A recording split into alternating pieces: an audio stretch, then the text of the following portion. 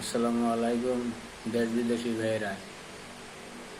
আমি জাহান্নামে গেছি কোনো কথা নাই ভাই। সবাইরই কই, কারো জানি আমার মতো হয় না ভাই। সবার ঘরেই বাল বাচ্চা আছে। 10 থেকে 12 বছর হওয়ার পরে থেকে চোখ এই দুইটা আছে, চোখ আগে পাশে সমানে বানাইবেন। কি করে না করে সব সময় খেয়াল রাখবেন। যদি খেয়াল না রাখেন, যদি ধৈরা যায় ভিতরে, তাহলে ভাই পারবেন না ভাই।